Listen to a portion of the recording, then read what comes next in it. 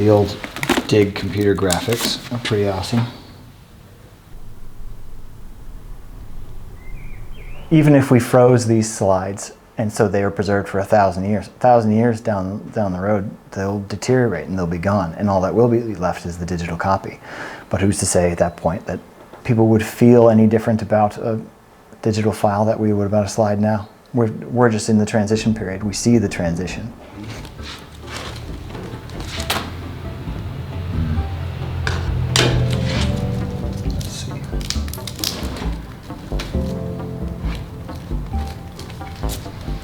Primarily, the project is about access and about knowing our collection. We don't exactly have a count of how many slides we have downstairs. We're still operating on an estimated count, which is how many slide hangers are in how many drawers and how many filing cabinets. And we estimate that to be somewhere between 55 and 65,000, depending on how full the slide hangers are. So this project, in part, was to determine the extent of that collection. We also wanted improved access. If someone wants to see those images, if they know what they're looking for, they'll tell us. They'll send an email to the archives, and we'll go downstairs and we just start opening drawers and start lifting out file drawers or lifting out sleeves and holding them up to the light and just trying to find an image they're looking for. And that's in the best case. That's if they know what they're asking for. Usually the people will say, well, I would like to see all of your images of the York Viking Center. And for us, that's scattered across multiple drawers. They filed them by year. They filed them sometimes in duplicates so that there's one archive collection and one circulating collection for people to use for their lectures. So for us, we wanted an improved way to know exactly the content that we had in our photographic collection, what sites, what museums, what events the slides covered, and to be able to digitally retrieve those and to kind of offer them to the stakeholders across the trust and external stakeholders outside of it. In some ways, the archive has not changed. The ambitions around the archive have not changed. We wanted to preserve the records of the archaeological digs which we undertook on sites that were not going to survive and were going to be covered by modern development. But the nature of those archives has changed with the development of a lot of born digital archaeological material and changes in the way that we might capture images. Inadvertently, we have captured a lot of social history.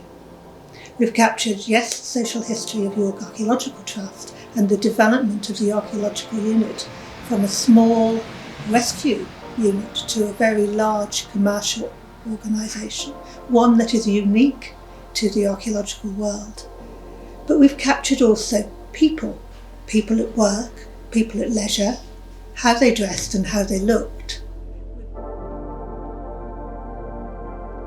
Slides and all acetate film has a shelf life, and people working in museum imaging are nervous about their acetate film now. It has about a 100-year lifespan, or sometimes 50, sometimes less depending on the storage conditions. And a lot of the museums are prioritizing digitizing their film now because some are estimating that within the next 5 years they're going to lose 30% of their collection. Our slide film, our medium format film, our large format film, we probably have over 100,000 acetate images downstairs. Some of them are starting to decay, and we've taken mitigation procedures to abate that. But we know that that's an inevitability. We feel like we have a lot downstairs, but it's a global concern of archives. It's that there's an enormous amount of paper records, paper and film and media. We have Betamax, we have VHS, we have Laserdisc, we have all this various media that has a lifespan. It needs to be climate controlled. We know that there's a lot of information, a lot of precious stuff down there, but it's a matter of kind of triaging our work, what we can do now, how we can do it effectively, how we can create the most benefit with the least amount of effort and the least amount of resources. I think at most we have about 160 slides in a magazine, and as few as about 90, which means that each case, each box has about 600 and we've now loaded more slides. So the next 25,000 will probably occupy to about here, to 50,000. And then hopefully the 60,000 will take us to about the end.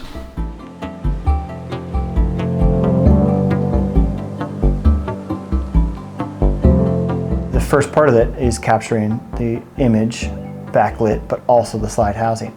And in that way, you still see that it is a slide. You still see that it is a physical object in the collection. At some point, when it is digitized, and years down the line, if we have digitized the entire 65,000 or 60,000 image, we're hoping to still have a relationship between those two. Because if someone wants to view the image, they should also be able to see and view the artifact of the slide itself.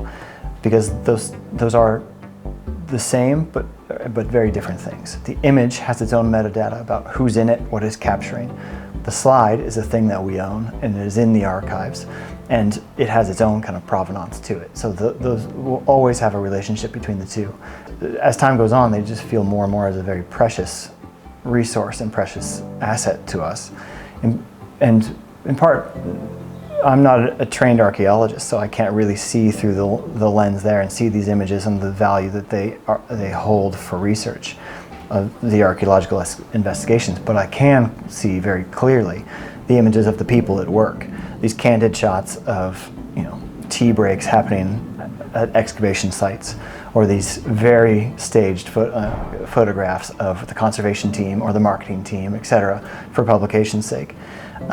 Or to kind of show off the work of the trust. So there's this kind of behind the scenes candid life that these slides also capture of an organization 50 years on that has shown a lot of development and a lot of human work that has gone into it. And that's always impressive.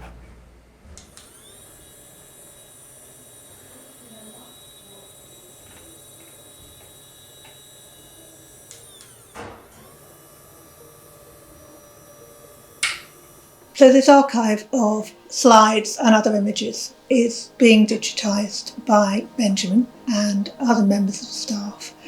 And it's a great resource, but it's very personal to me because it is about the people I've worked with and the sites I've worked on or have been associated with. And I feel very much that my history of my working life is very much woven into the history of the York Archaeological Trust, or the other way round.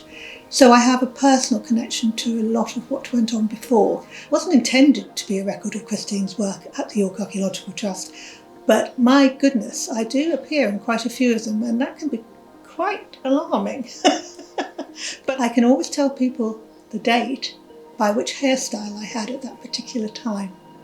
But I also remember people who maybe visited site, or I can point people in directions as, that site is likely to be so-and-so because the buildings behind, which have now come down, look like. So there's a sort of body of knowledge that perhaps is not sort of recorded formally, but is in my head or can be extracted from my head with the right questions.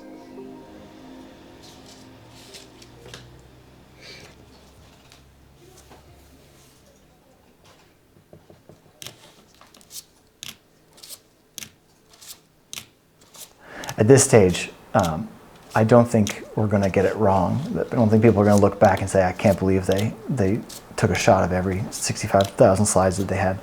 But we're trying to document all of our processes so that they could be examined in the future.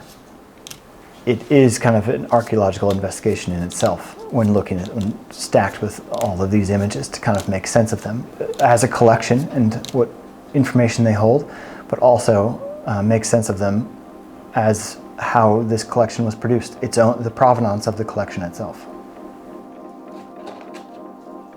The depth or the magnitude of the collection is constantly surprising.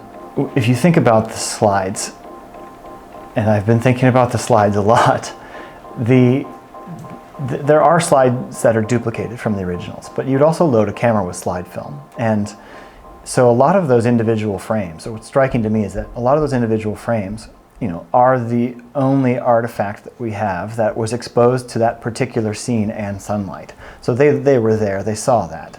And that's kind of an interesting thing when these photographs are taken on the inside of a sewer, or taken, that's taken from a perspective that's now, 10 meters underground, or taken on a crane shot, from a city that has changed over 30 years.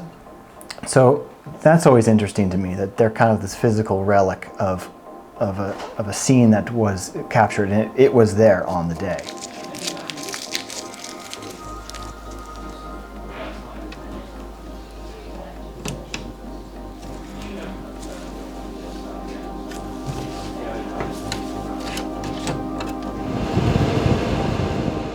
What would be the original way of seeing it?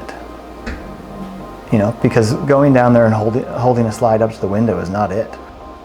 Really, the way that slide would be used or witnessed, or its original purpose, would be put in a projector and projected on a wall or projected on a screen. And no one wants to do that right now. No one has the projector, so it's already removed from its original kind of context. And I don't foresee people asking to borrow slides again. We kind of imagine that we photograph the slides, and if we've scanned them, we doubt we'll really have to open the box again.